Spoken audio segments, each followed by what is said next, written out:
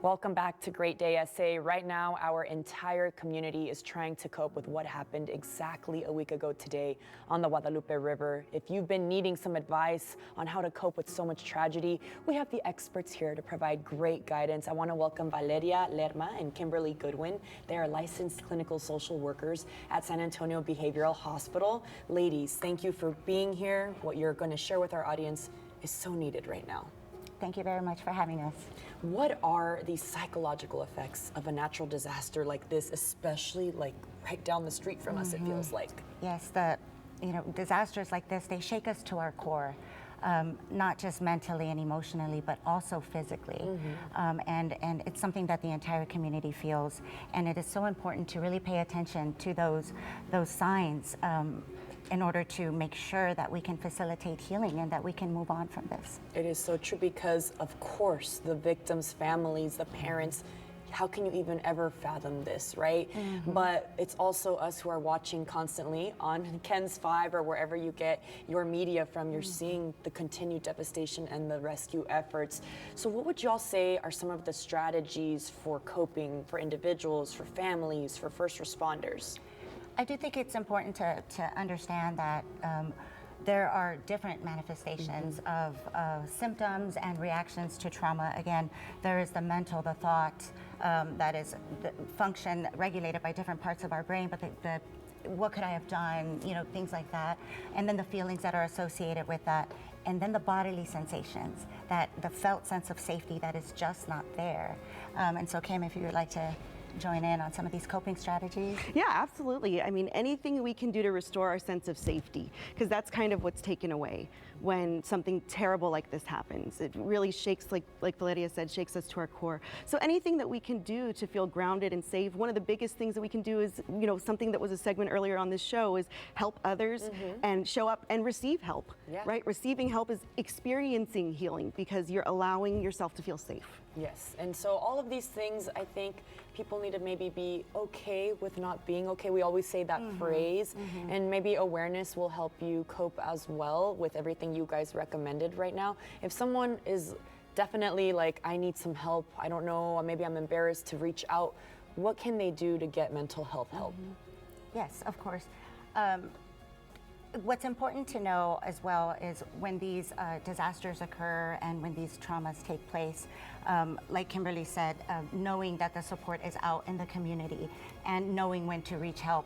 Being able to understand that it is normal to have intrusive thoughts, intrusive memories, to have maybe even some physical sensations, heart race, inability to sleep. All of that is a normal response to a very overwhelming event. So that in and of itself does not mean that there is a trauma disorder present. And I think that is what kind of scares most people, is that they're having that very normal response, and then the mind comes in and says, is this ever going to go away? What's happening to me? Why haven't I moved on like this other person or this other person? And the reality is that you are experiencing something that is absolutely normal. And being able to be open to that and really facilitate the complete healing, mind, body, and our spirit was really what's going to help us to move on. And so in order to do that, you want to be able to reach out for support. You want to be able to know what are the red flags to look for, what is normal, what is kind of indicating something else. Kimberly, would you like to elaborate on that? Yeah, absolutely. I think it's different for kids, for teens, for adults. In kids, you might see a lot of regression, bedwetting, like going backwards kind of in development, becoming more aggressive or hostile because they don't know how to express those feelings yet. So, parents can do a really good job of just meeting their kids where they're at. Teens might become more isolative. They may withdraw socially. So may adults. But, it's really important to not isolate. It's always saying, you don't have to need help. You don't have to need help to deserve help. Yes, that's so true. But you two seem the perfect people to be able to help. How do your services help someone in our community, and can anyone reach out to you guys? Absolutely, yes. Really looking at the after effects of an event like this, is pretty complex. You have to assess someone's emotional state, someone's mental state, how they're processing the event, and also their physical state. And you also want to know, is this situational? Are there certain helpers? What are risk factors? What are protective factors? That really helps determine the type of treatment that is necessary. So at San Antonio Behavioral Health, we offer free assessments to everyone in the community. We also are out there providing education to our service members, to our CIT police officers. So we are very well versed in the diverse needs of the community. And you could just give us a call. It's 24/7.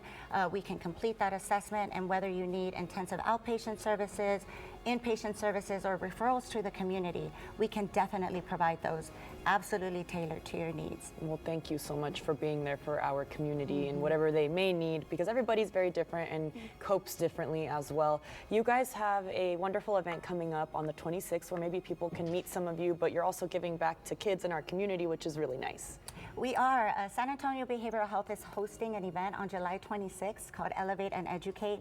And this is a big resource fair where we're going to have over 75 community partners provide wellness resources, activities, and free backpacks, free school supplies. We're going to have the Children's Bereavement Center there and some trusted partners such as Clarity Guidance Center also providing support to kids. But in light of the event, we are expanding our efforts and we want to be able to provide backpacks for Kerrville and the surrounding area with school supplies, backpacks, therapeutic items, hygiene items.